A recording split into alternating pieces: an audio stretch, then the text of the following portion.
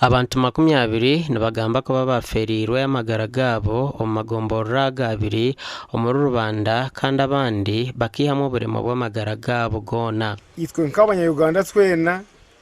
twabarwanaga Rwanda okumpaha okubyatabuka mu Rwanda kashasha bona abantu bona bakahunga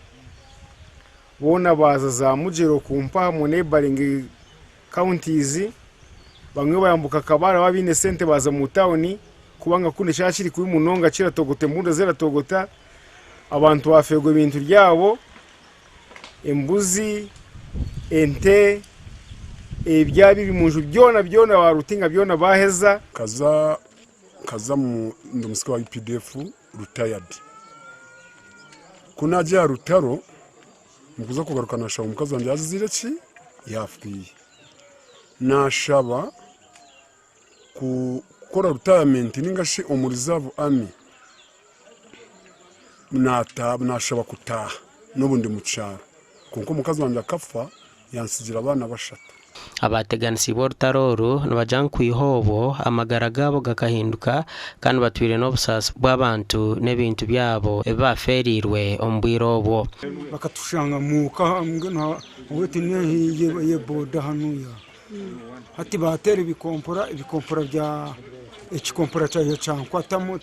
cikansha turahano mu mutwe cyanshana nano handa cyantira mu mukonaha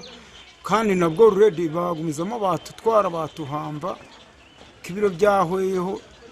kwayigwa kwa rugo kwagira kitwagaruka mu obwahati nibatakira government okubakaita obundi bakaye bisaho n'amagara gabo. Swento wanje yafukiraho itwawa ari mu mbaju twahutara muto wanje bamutwara mutorere iyo twasema president ya buri Museveni aturebere nkatwa abarugire mu mahe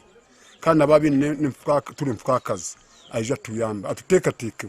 Sulman akanyabwisho wakahinduka omuteta kwihobwo kandi akahuma bwanyuma yo papa bwa bomo okumugwa misho. Twe twobere turashaba kugira ngo president Yoweri Kaguta Museveni aija tuyambe nk'abantu abari kubonabona abo kuba tukasigara ahantu habi munonga twanyagwa ibintu byetu na n'amatungo nente zikanyagwa amaju gashenyo n'obujubu turataha muti bwine ko kuburi tuwe turete kugira ngo president Museveni atuherezo buyambe. Amakuru agagasha kwa Kate atuzarirwe.